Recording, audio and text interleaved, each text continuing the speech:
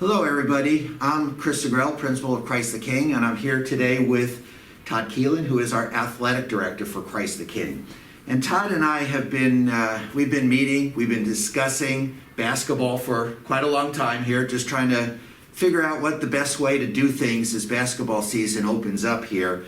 Because our main focus is we want to be able to do basketball, but we want to be able to do it safely and make sure the kids can be safe while doing it. So at this time, I'm just going to turn it over to Tod, and he'll explain some of the things, or really the decision that we made as far as how basketball is going to be. And please know that we made this jointly. Father Cook supports us in this, and it's, you know, sometimes it's making hard decisions, but we're trying to look out for the kids and still be able to do the sport at the same time. So Tod, go ahead. Hi everybody. Just wanted to thank all of you for your support of Christ the King Athletics.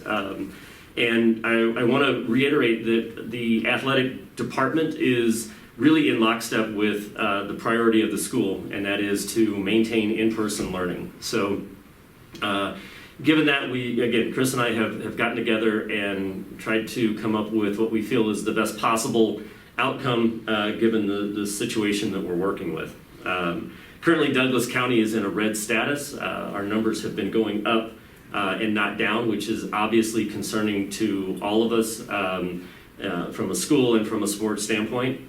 I recently attended the PAL Basketball League meeting. Out of that, there was a lot of good discussion, but ultimately there was not a mask mandate for players during the game. So what that means is that we would potentially have kids playing against Christ the King kids and those other teams not wearing masks during the games.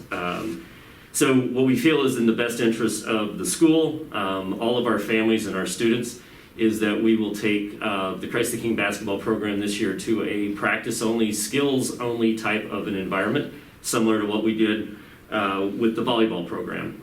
This will allow for us to focus on skills, allow our kids to be able to play and practice the sport that they love, while still, as we feel, maintaining the best level of coverage and protection for those kids that we can. Given that, I will reopen registration, so if there are any families that did not register their child for basketball out of concern for playing in games or traveling to other schools, we'll reopen that. So if there's anybody else that would like to enroll, we'll certainly be happy to do that. Likewise, if there's anybody that would like to pull their son or daughter out of the program, just let me know. We can certainly do that too. Again, we're going to focus on skills, focus on improvement, and I think we can make the best out of a situation where we're all sad to not play in games, but yet we still give the kids an opportunity to do something outside of class, to have fun with their friends. What we will look at also would be possible in class or in grade scrimmages.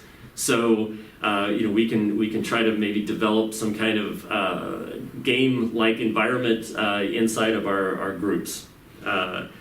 Also, and this will obviously depend on the situation at the time, but we could look at tournament participation after the first of the year.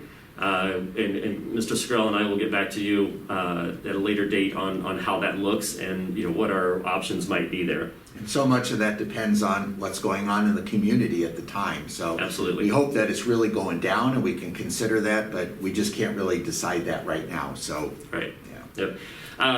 Lastly, what I'd like to say is that we would like to discourage participation in outside teams.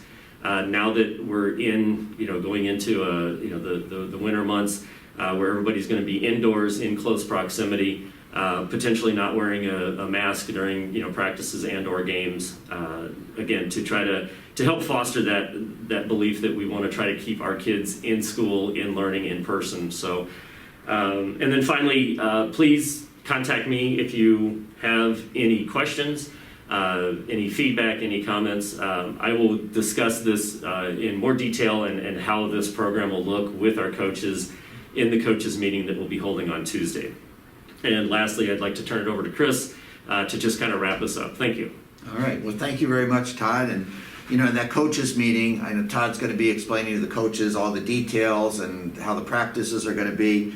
And I think one of the things is, and some people may be concerned, my child wearing a mask the whole time during practice and everything, but there will be some mask-free zones so they can just kind of go and take a little breather, kind of like what we do in recess. And that's worked out really well. Right. We take water breaks, so we can absolutely take mask breaks and just do it safely. Right. And the gym will be disinfected before the practice. It'll be disinfected after the practice. So all those safety precautions that we take in school, in the classrooms, we're just going to do the same thing in the gym just to make sure everything is safe there too. So, well, thank you again, Todd, and thank you everybody for watching. It's just kind of a difficult time right now. We're just trying to make the right decisions just to keep the kids safe. So thank you for understanding that. And like Todd said, if you have any specific questions on anything that was covered here in the video or maybe something that wasn't, just drop Todd an email and he'd be happy to answer you and give you more information on that. So with that, we're going to close out and just be safe out there. I always say it, but minimize risk whenever you can.